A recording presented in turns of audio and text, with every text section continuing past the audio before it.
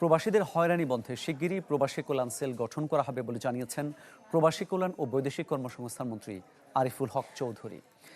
New ইয়র্কে মহানগর উত্তর বিএনপির সংবর্ধনা ও মতবিনিময় সভায় এই তথ্য জানান তিনি। একজন যুগ্ম সচিবের নেতৃত্বে এই সেলে ইমেইলে অভিযোগ দেওয়া যাবে, তদন্তের পর নেওয়া হবে ব্যবস্থা।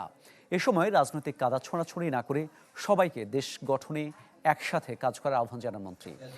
যুক্তরাষ্ট্র প্রবাসীদের বিভিন্ন দাবি দাওয়া বাস্তবায়নে সরকার সর্বোচ্চ চেষ্টা করবে বলেও আশ্বাস দেন তিনি।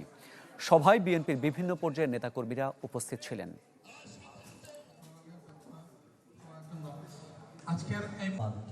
নেপালে যদি মানুষ ৬০ থেকে ৭০,০০০ টাকায় আসতে পারে,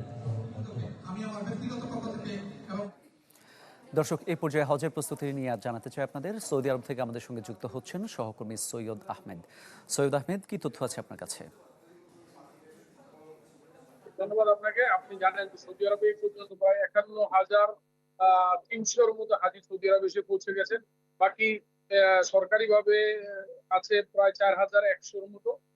বাকি সবাই কিন্তু বেসরকারি আছে।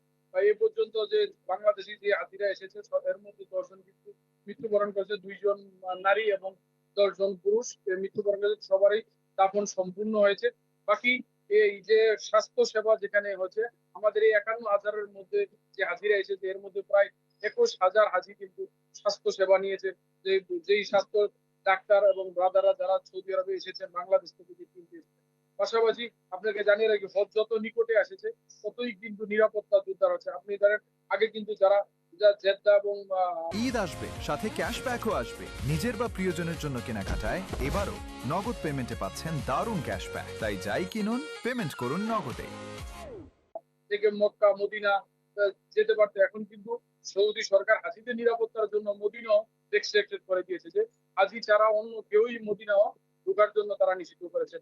এই যে ২৬ তারিখে যদি চাঁদ দেখা সাপেক্ষে হজ ২৬ তারিখে হয়, তাহলে আপনি জানেন যে মক্কাতেই যে সকল হাজি, এই যে প্রায় ২০ লক্ষ থেকে ২২ লক্ষ হাজি যারা বিভিন্ন দেশ থেকে আসবেন এবং সৌদি স্থানীয় আছে, টোটাল মিলে হয়তো ২৫ লক্ষ হাজি হবে এই সৌদি আরব ২০২৬ সালে হজ। এই যে নিরাপত্তা সর্বোচ্চ জোরদার করা হয়েছে এবং ৩ থেকে ৪টি স্তরে তারা নিরাপত্তা নিয়ে রেখেছে।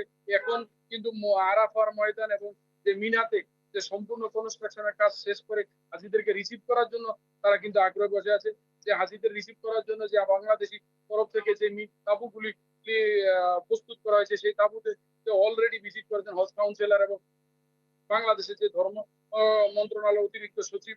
এবং আগামী কয়েকদিনের মধ্যে আমরা জানতে পেরেছি যে সৌদি আরবে যে রাষ্ট্রদূত আছেন মোহাম্মদ দেলোয়ার হোসেন এবং কনসাল জেনারেল সাখাওয়াত হোসেন, তারা কিন্তু একটি টিম সেখানে যাবে এবং তারা সর্বশেষ ফাইনাল পরিদর্শনটা করবেন। এবং এই আপনাকে আরেকটি জিনিসও জানিয়ে রাখি, এখানে কিন্তু প্রতি বছর হজে কিন্তু ৩টি স্তর মিটিং রাখা হয়। এর মধ্যে একটি গ্রুপ থাকে কনসুলেট, একটি দূতাবাস এবং হজ কাউন্সিল অফ বাংলাদেশ থেকে অডিটোরিয়ামটা টিমটা আসে, যে তারা বিভিন্ন অবজার্ভ করার জন্য তারা কিন্তু করছে এবং অনেকেই কিন্তু চলে এসেছে।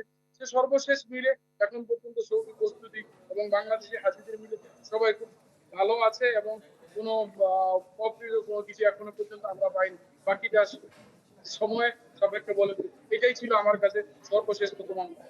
ধন্যবাদ আপনাকে।